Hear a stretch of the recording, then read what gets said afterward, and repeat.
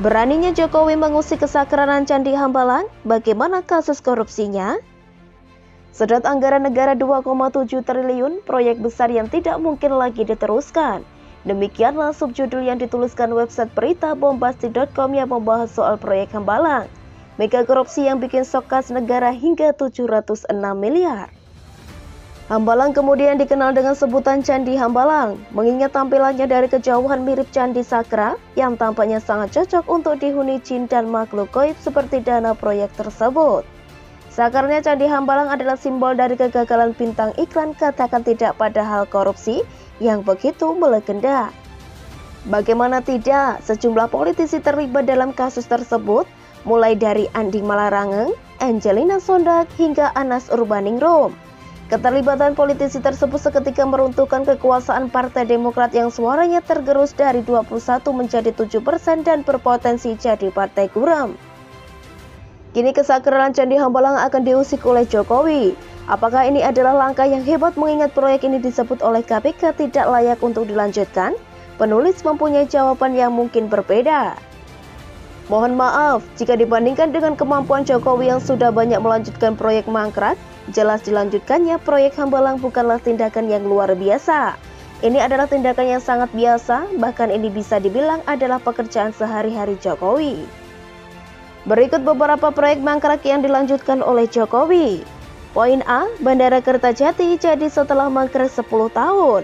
Presiden Joko Widodo Kamis 24 Mei 2018 meresmikan Bandara Internasional Jawa Barat atau BIJB atau Bandara Kertajati. Sebelum diresmikan Presiden, bandara terbesar kedua di Indonesia itu adalah proyek mangkrak. Poin B, 30 proyek listrik mangkrak era SBY. Pemerintah akan kembali melanjutkan 34 proyek listrik mangkrak peninggalan Presiden Susilo Bambang Yudhoyono. Presiden Joko Widodo telah mengizinkan agar proyek tersebut kembali dilanjutkan. Poin C, proyek mangkrak dari Orde Baru hingga SBY Jokowi tuntaskan di 2018. Banyak proyek-proyek infrastruktur utama yang dimulai sejak pada zaman Orde Baru hingga masa pemerintahan Presiden Susilo Bambang Yudhoyono atau SBY yang mangkrak hingga akhirnya diselesaikan oleh Jokowi. Bahkan infrastruktur ini telah beroperasi di tahun 2018 ini dan ada yang beroperasi juga tahun depan. Selanjutnya cari sendiri berita di Google ya, sudah puluhan bahkan ratusan proyek mangkrak yang diselesaikan oleh Jokowi. Kalau ada kader yang membaca artikel ini, maka sekarang saatnya mencari info prestasi Jokowi, jangan cuma cari kejelekannya saja. Jadi sampai sini jelas sudah dilanjutkannya proyek Hambalang bukan tindakan hebat oleh Jokowi. Ini adalah kerjaan sehari-hari Jokowi.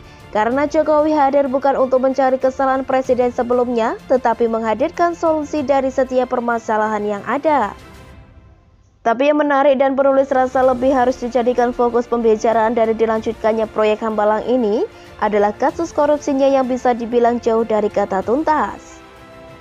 Dulu ketika ICW masih objektif dan berani mengkritik KPK, mereka mengingatkan KPK bahwa ada 18 kasus korupsi besar yang belum dituntaskan KPK.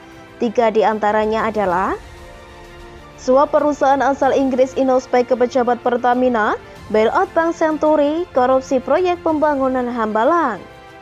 ICW juga mengingatkan bahwa kasus-kasus tersebut harus segera diselesaikan mengingat ada batas waktu kadaluarsanya. Setiap perkara pidana akan dibatasi dengan kadaluarsa.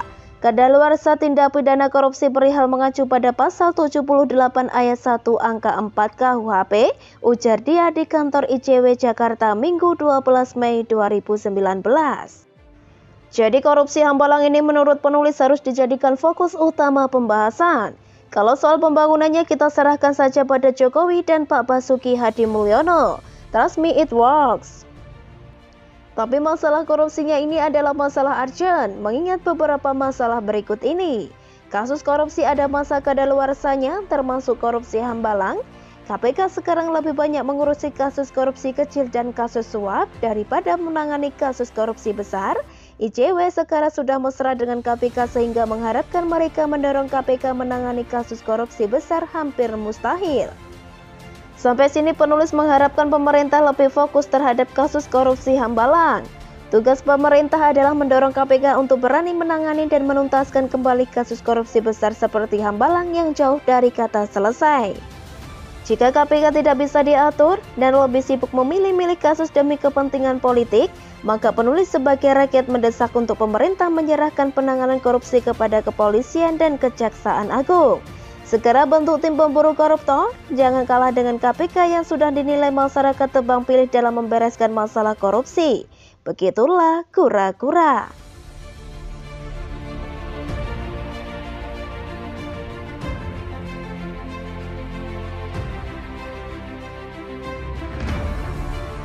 Aneh, Jokowi bikin tim pemburu koruptor, KPK kok menolak.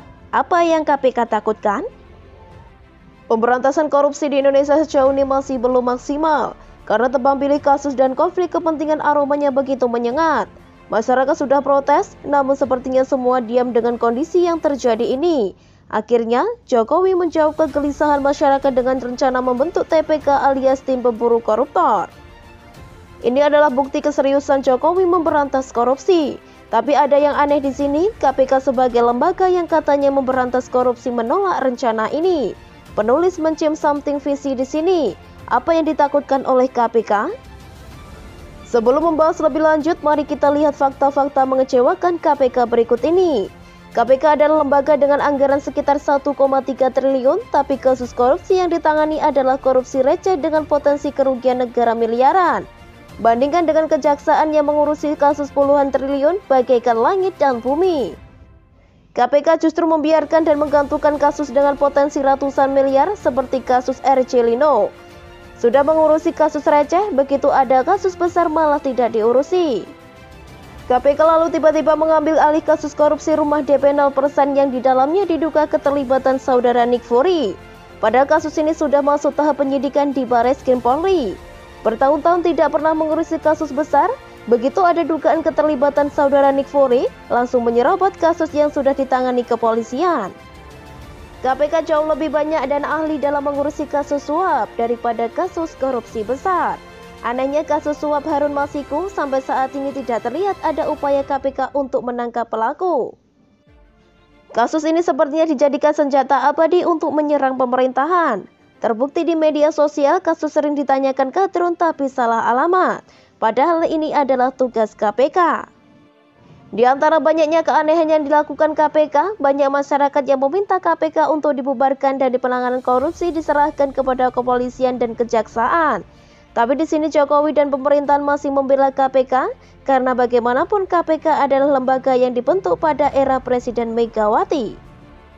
Akhirnya Jokowi berbaik hati untuk menutupi kelemahan-kelemahan KPK ini. Caranya adalah dengan rencana pembentukan tim pemburu koruptor. Ini adalah bukti bahwa Jokowi bukan presiden yang senang menyalahkan, tapi Jokowi adalah presiden yang menjawab permasalahan dengan solusi. Tapi apa yang terjadi? Pembentukan tim pemburu koruptor tersebut justru ditentang oleh KPK. Penulis jadi bertanya-tanya, ini KPK serius tidak memberantas korupsi? Kehadiran tim pemburu koruptor tentu akan membantu KPK dalam memberantas korupsi, kecuali kalau KPK hanya ingin menuntaskan sebagian kasus saja, yang artinya KPK tebang pilih. Berikut beritanya dikutip detik.com. Kita terus mendiskusikannya, karena dulu kan begitu itu dilontarkan, banyak yang tidak setuju. KPK sendiri tidak setuju pada waktu itu, katanya ini tumpang tindih ajakan, ini kerjaan-kerjaan rutin. Oke, kita dengar semua, lalu kita diskusikan lagi, jadi itu masih terus dibahas.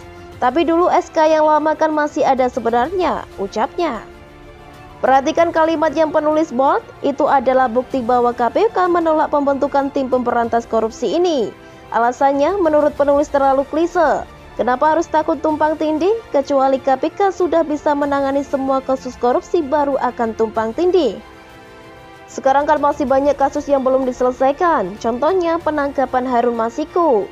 Kecuali KPK ingin kasus tersebut terus digantung sebagai bahan masturbasi otak kadrun untuk menyerang pemerintah. Kenapa harus takut tumpang tindih? Pada lembaga lain tidak pernah ada yang menyerobot kasus yang ditangani KPK. Malah KPK yang justru menyerobot kasus korupsi DP 0% yang sudah ditangani Barreskrim Polri. Sampai sini penulis melihat keseriusan Jokowi untuk memberantas korupsi dengan tuntas. Justru penulis melihat aroma tebang pilih KPK semakin menyengat setelah menolak pembentukan tim pemburu koruptor ini. Lalu bagaimana respon kadrun ya dengan pembentukan tim pemburu koruptor ini? Jika Harun Masiku masih belum tertangkap, maka Gatun bisa dengan tenang menyalahkan pemerintah. Kalau sekarang kan hanya masturbasi otak saja, karena pencarian Harun Masiku adalah tugas KPK sebagai lembaga independen di luar pemerintah, di mana di dalamnya ada Nick Fury yang merupakan saudara jagoan Gatun. Begitulah kura-kura.